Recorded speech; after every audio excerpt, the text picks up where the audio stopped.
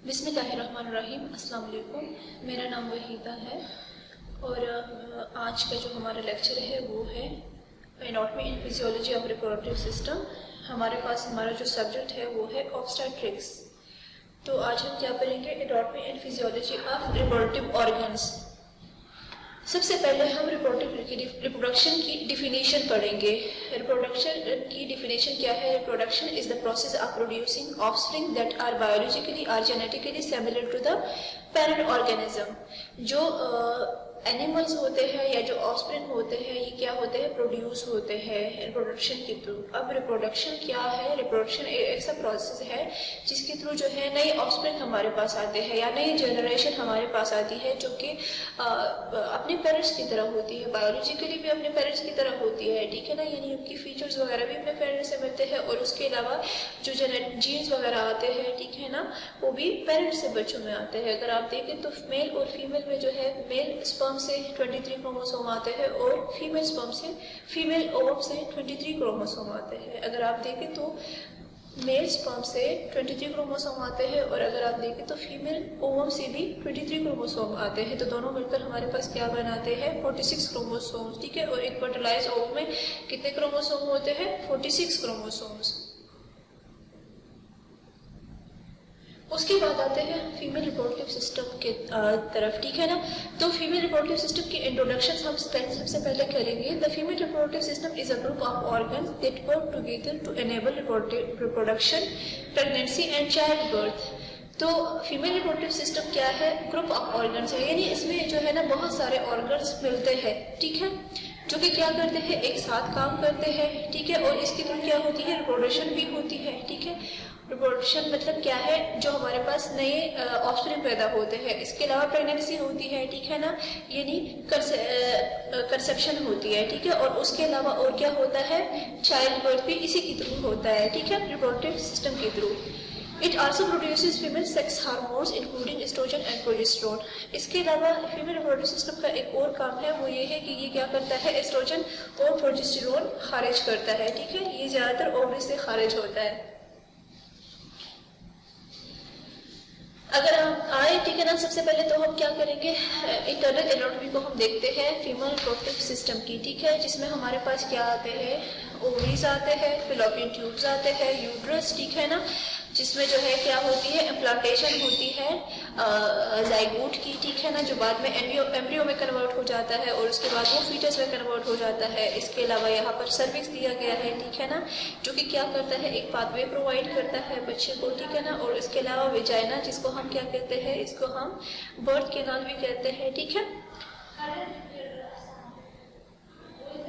अब आते हैं हम फीमेल रिप्रोडक्टिव ऑर्गन्स की तरफ, ठीक है ना। और हाँ, एक और बात, हम सबसे पहले जो है ना female internal female reproductive system के बारे में पढ़ेंगे, ठीक है। इंटरनल ऑर्गन्स जो आते हैं फीमेल रिप्रोडक्टिव सिस्टम में, तो सबसे पहले हम आते हैं ओवरीज की तरफ, ठीक है। और उसके बाद हम साथ साथ में पढ़ते जाएंगे fallopian tubes, uterus, cervix, vagina. तो ओवरीज क्या है? ओवरीज प्राइमरी सेक्स ऑर्गन्स है, ठीक है। Most females have 2 ovaries. ज़्यादातर फीमेल्स में जो है ना 2 ओवरीज होती है। कॉन्जेनिटल जो है इस तरह होता है ना कि कुछ फीमेल्स में कॉन्जेनिटली जो है एक ओवरी भी हो सकती है, ठीक है। और ओवरीज 2 होती है, ठीक है। एक हर यूट्रस के हर एक साइड पे एक ओवरी हमारे पास मौजूद होती है। इनका जो साइज होता है और शेप होता है वो क्या होता है? They are about the shape and size of an almond, ठीक है। और उसके अलावा ओवरीज का काम क्या है? उसके फंक्शंस क्या है? Producing hormones and releasing eggs, ठीक है। ओवरीज क्या करते हैं? हार्मोन्स प्रोड्यूस करते हैं और उसके अलावा एग्स भी यही से रिलीज होती है। अब डिटेल्स हम पढ़ेंगे function of ovaries. Function of ovaries क्या है? Eggs production. सबसे पहले आते हैं एग्स प्रोडक्शन की तरफ। At birth, 2 ovaries contain approximately 7 lakh oocytes, which are immature eggs. At birth अगर आप देखें, जब बच्चा पैदा हो जाता है ना, जब एक बच्ची पैदा होती है तो उसमें तकरीबन 7 लाख तक oocytes मौजूद होते हैं, यानी immature eggs उनमें मौजूद होते हैं, ठीक है। When a person reaches puberty, these eggs begin to develop and mature inside the ovary follicles. अच्छा जी, जब एक फीमेल जो है वो प्यूबर्टी तक पहुंचती है तो ये एग्स जो है वो क्या करते हैं? डेवलप होना शुरू हो जाते हैं और उसके बाद ये मैच्योर होते जाते हैं। ओवरीज के अंदर फॉलिकल्स में, ठीक है ना। फॉलिकल्स क्या होते हैं, ये एक तरह के सेल्स होते हैं जो कि ओवरी के इर्द गिर्द मौजूद होते हैं। Around once each month the ovaries release a mature egg. हर एक महीने में हर एक बार जो है एक एग रिलीज होता है, एक मैच्योर एग रिलीज होता है ओवरी से। This process is known as ovulation. जब एग जो है वो रिलीज होता है ओवरी से, ठीक है ना, और वो फिर कहा जाता है फिलोपियन ट्यूब में जाता है, तो इस प्रोसेस को हम क्या कहते हैं, इसको हम कहते हैं ovulation. And it is part of menstrual cycle. ये ओव्यूलेशन क्या है, ये मेंस्ट्रुअल साइकिल का, ठीक है ना, जो कि जिसको हम कहते हैं माहवारी, ठीक है, या जिसको हम पीरियड्स या मेंसेस के नाम से भी जानते हैं, ठीक है। तो ओव्यूलेशन मेंसेस का एक हिस्सा है। It is also what makes pregnancy possible. इसके अलावा इसी ओव्यूलेशन के थ्रू जो है ना प्रेगनेंसी आगे पॉसिबल होती है, क्योंकि ओव्यूलेशन के थ्रू क्या है, एग रिलीज होता है, ठीक है ना। एक एग रिलीज होगा तो उसको स्पर्म मिलेगा और उसके बाद जो है क्या होगी, फर्टिलाइजेशन होगी। अगर एग रिलीज नहीं होगा तो फर्टिलाइजेशन पॉसिबल नहीं है, ठीक है ना, और इसके अलावा फिर प्रेगनेंसी भी पॉसिबल नहीं है। इसके अलावा ओवरीज का एक और फंक्शन भी है, वो ये है, क्या है, वो ये है कि हार्मोन्स प्रोड्यूस होते हैं वहां से, ठीक है ना, ओवरी से हार्मोन प्रोड्यूस होते हैं। The hormones production, the hormones the ovaries produce regulate the menstrual cycle.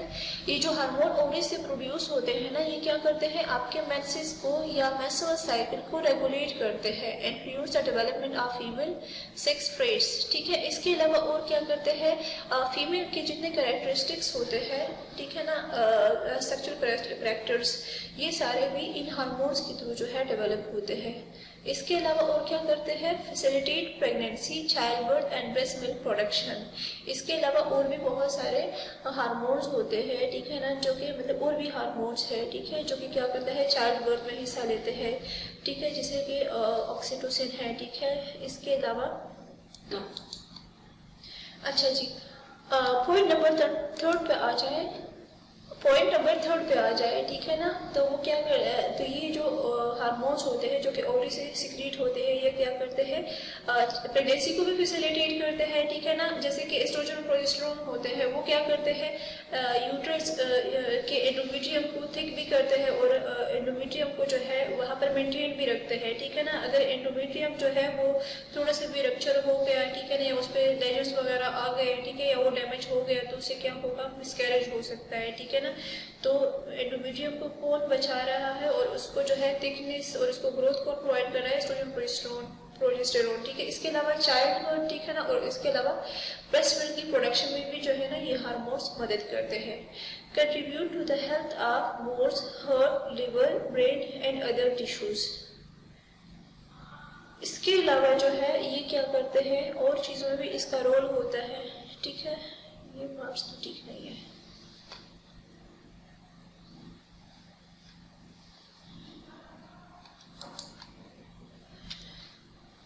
उसके बाद आते हैं हम फिलोपियन ट्यूब्स की तरफ, ठीक है ना। फिलोपियन ट्यूब्स भी जो है वो क्या होते हैं, दो होते हैं फिलोपियन ट्यूब्स भी, ठीक है ना। यूट्रस के दोनों साइड पे एक एक फिलोपियन ट्यूब मौजूद होता है, ठीक है।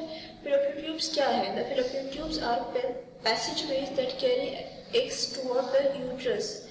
फिलोपियन ट्यूब्स क्या है, रास्ते हैं, ठीक है ना, पैसेजेस है, रास्ते हैं जो कि क्या करते हैं, एग्स को कैरी करते हैं यूट्रस की तरफ। देखिए मैंने आपको पहले ही बता दिया है ओव्यूलेशन में कि क्या होता है, एग रिलीज हो जाता है ओवरी से और वो फिर चला जाता है फिलोपियन ट्यूब में, ठीक है ना।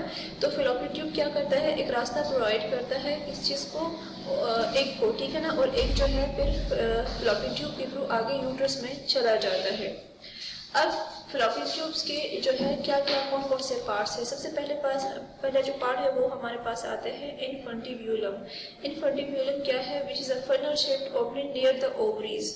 ओवरीज के करीब जो पार्ट होता है ना, जो ओपनिंग होती है, उसको हम इनफंटिब्यूलम कहते हैं, ठीक है। ये क्या होता है, ये फनल शेप के फॉर्म में होता है, ठीक है, और क्या होता है, ओवरीज के करीब ये मौजूद होता है, ठीक है। फिर अगर आप देखें तो हम आते हैं फेब्रिया की तरफ। सबसे पहले मैं आपको बताती हूँ कि फेब्रियाज होते क्या है। The fimbriae which are finger like projection surrounding the opening. Fimbriae क्या है, ये फिंगर की तरह प्रोजेक्शंस होते हैं, आप लोग देख सकते हैं डायग्राम में भी, ठीक है ना, जो मैंने आप लोगों को डायग्राम शो करवाया है यहाँ पर, ठीक है। ये ये है, ये देखिए आप लोग, आपको फिंगर्स लाइक प्रोजेक्शंस जो है यहाँ पर शो हो रही है, ठीक है, जो कि क्या करता है, ये क्या करता है, जब एक रिलीज हो जाता है तो ये इसको कैच करके आगे लेकर जाता है फैलोपियन ट्यूब्स में, ठीक है।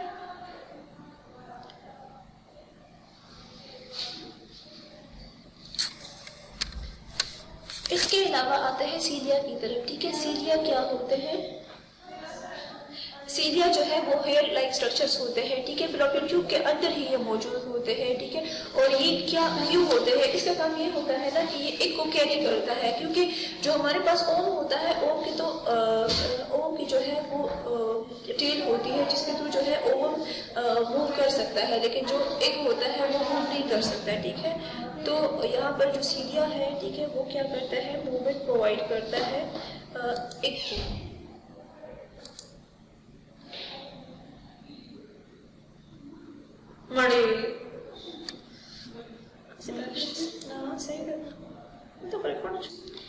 अच्छा बच्चों, तो आज के लिए जो है इतना काफ़ी है। हम ऐसा करेंगे कि बाकी जो रिमेनिंग है वो हम नेक्स्ट क्लास में फिर कवर करेंगे, ठीक है। तो तब तक के लिए इतना ही।